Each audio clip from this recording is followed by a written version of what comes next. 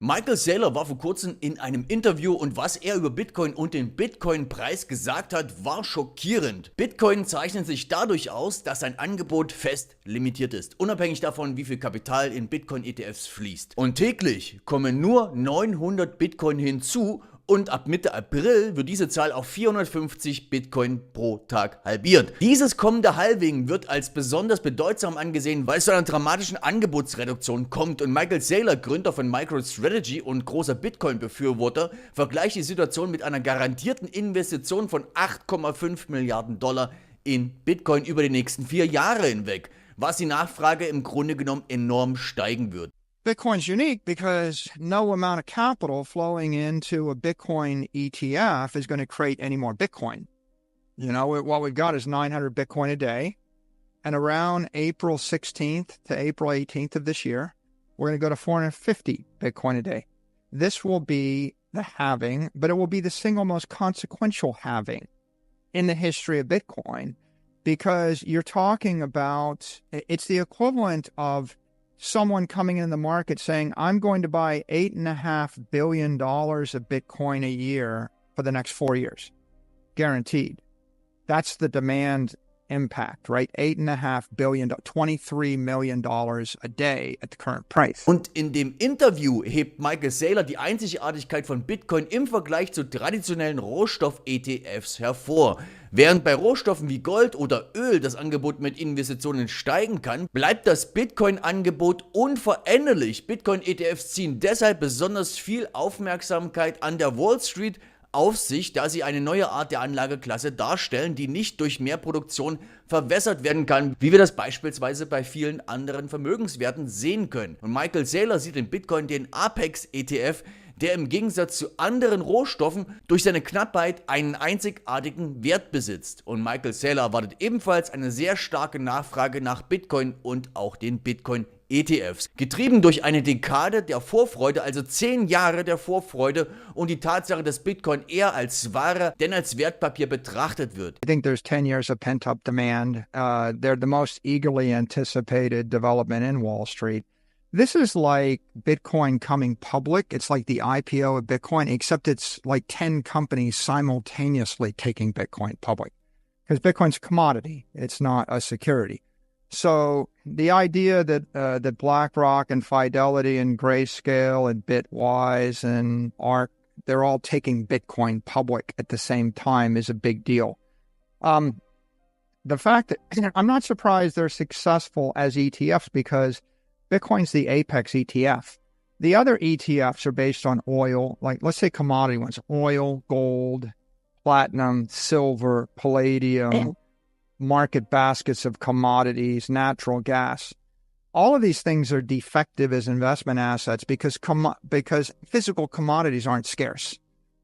Physical commodities can be manufactured in any amount with additional capital and know-how. So ultimately, the best of them is the gold ETF. But if a bunch of money flows into a commodity ETF, that just actually fuels capital into commodity producers. They just dump that commodity on the market. The price gets held down.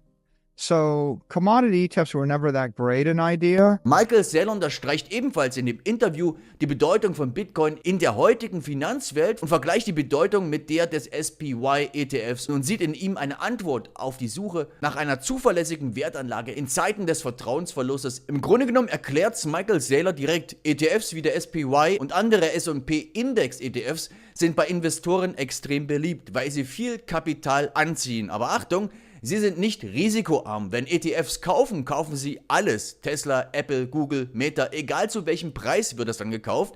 Und das bläht den Markt künstlich auf, weil einfach die Unternehmen dann noch mehr Aktien ausgeben. Und wenn der Aktienpreis dann steigt, kassieren Mitarbeiter mit Optionen ab, werfen mehr Aktien auf den Markt und beeinflussen so das Angebot. On the other hand, comparing these Bitcoin ETFs to the S&P index, the biggest ETF and maybe the biggest development on Wall Street was the launch of the SPDR, SPY, in 1993, about 30 years ago. And the idea that you could create an ETF that represented a market basket of 500 stocks, that was big. And especially that was big because that came along at a point where people had lost faith in the currency as money. as a savings technology. And so they were trying to figure out what is money. And actually, an entire generation of people picked the S&P index as money, right? How are you going to store your excess cash for a decade or longer? Not a checking account, not a savings account, not a bond, but the S&P. So the S&P became money, and that ETF became the monetary index. And that's why today, amongst, that's the most successful ETF. If you look at SPY and all the S&P index type ETFs, they have most of the capital in them.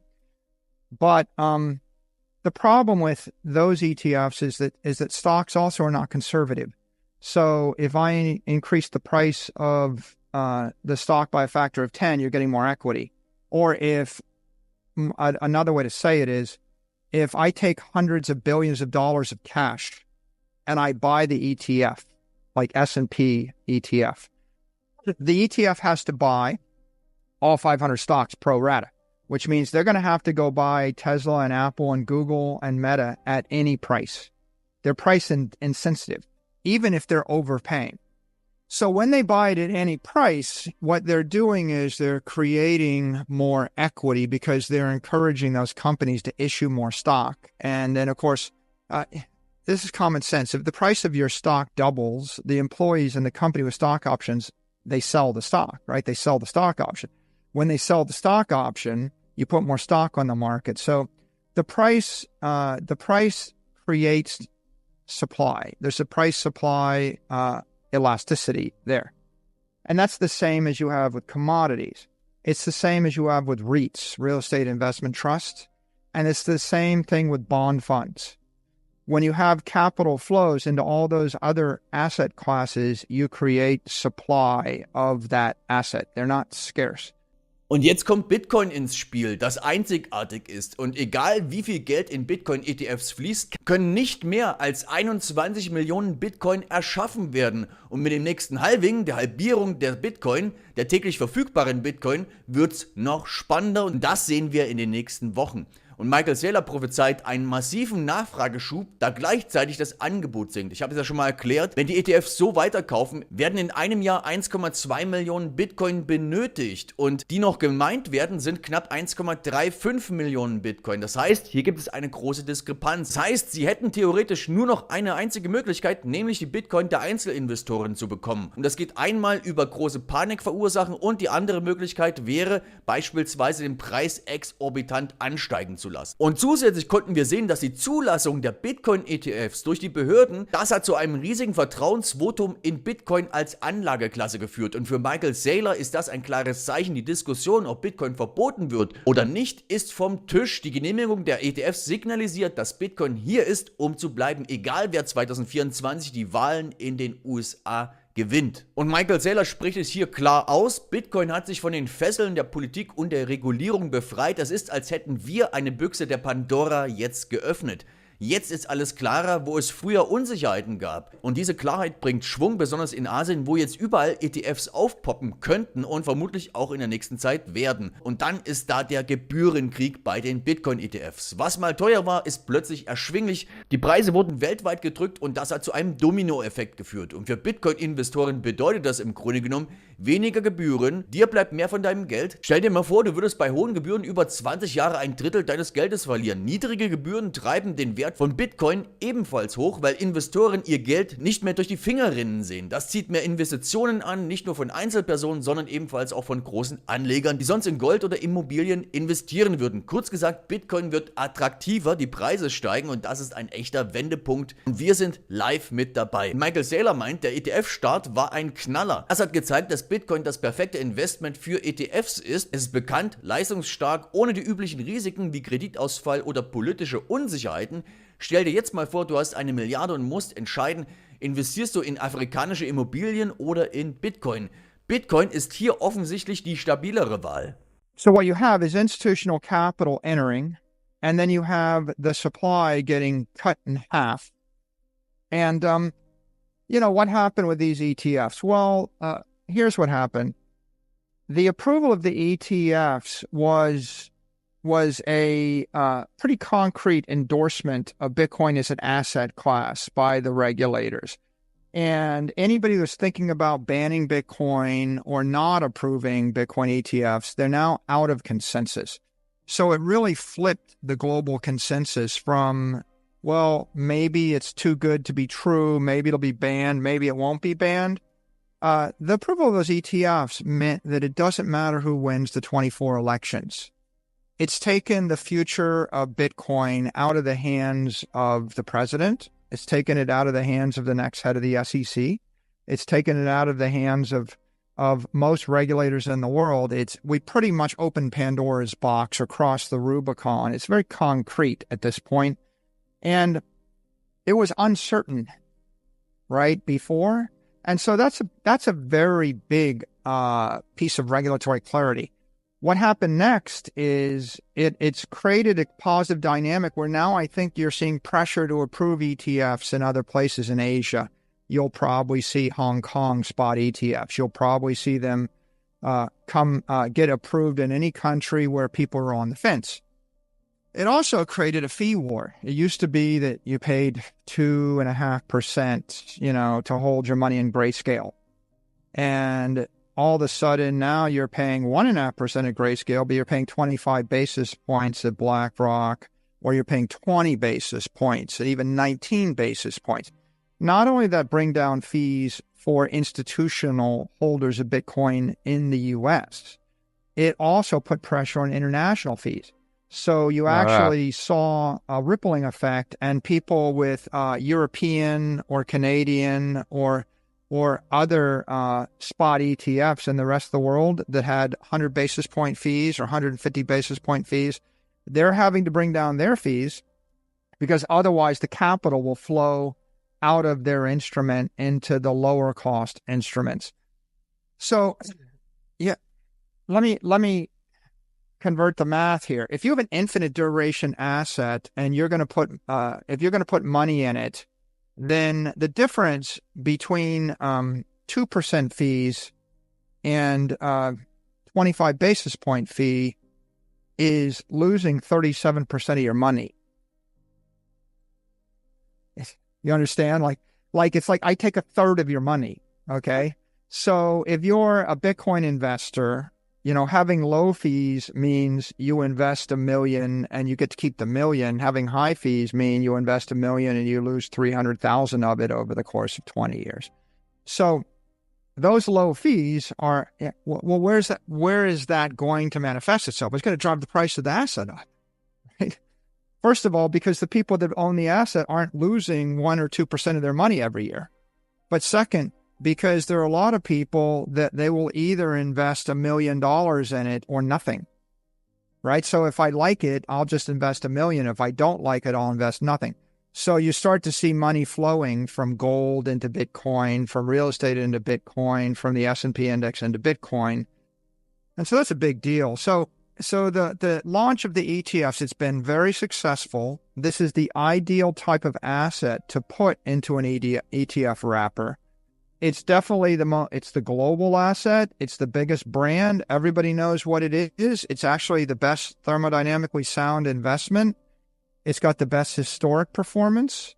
And of course, it doesn't have the entire array of risk factors that a company has or that a bond has. It doesn't have credit risk. It doesn't have corporate execution risk, and it doesn't have currency devaluation risk. And it doesn't have the physical risks of real estate. It's not going to ever get hit by a bolt of lightning. There's not going to be a tornado. It doesn't have maintenance decay. It doesn't have property tax risk. It doesn't have the political risk, right? Ask yourself the question, you got $1 billion and you got to buy some real estate in Africa. Where? Where do you want to invest $1 billion in a building? What country?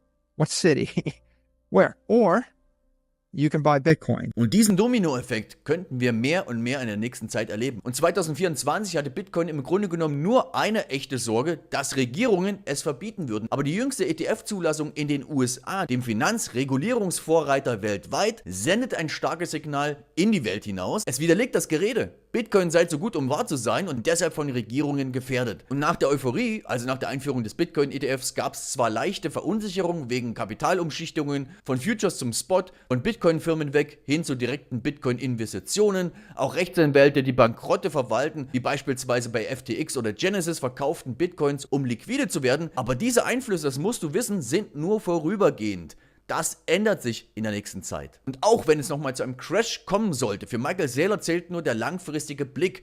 Mindestens 4 Jahre, idealerweise aber 40 oder sogar 400 Jahre. Und kurzfristige Panikverkäufe wie bei Kursstürzen zu 39.000 oder 16.000 Dollar pro Bitcoin hält er für Fehlentscheidungen. Also Michael Saylor geht davon aus, dass wir vielleicht nochmal einen Crash sehen könnten, aber er sagt, Bitcoin zu verkaufen wäre eine große Fehlentscheidung, wenn das passieren sollte. Das heißt, langfristig sieht Michael Saylor Bitcoin als gesichertes Eigentum, das weltweit regulatorische und institutionelle Annahme beschleunigt und auch den politischen Rückhalt stärken könnte. Und du musst auch eine Sache beachten.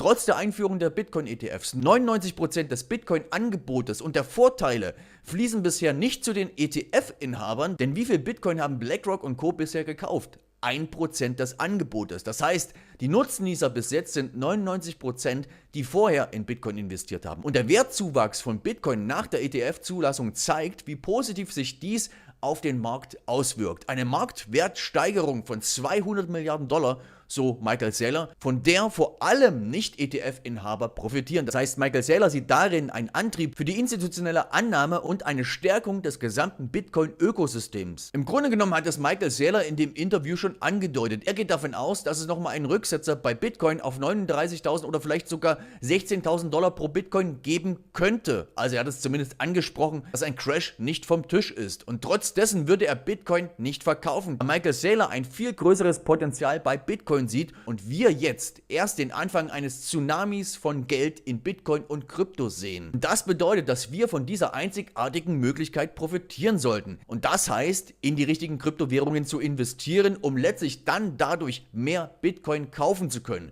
Und wenn du wissen willst, in welche Kryptowährungen ich investiere und auch an Kryptovorverkäufen interessiert bist, dann klicke auf den Link in der Beschreibung unterhalb des Videos. Handle jetzt, weil du weißt, dass der Bullenmarkt nicht ewig dauern wird.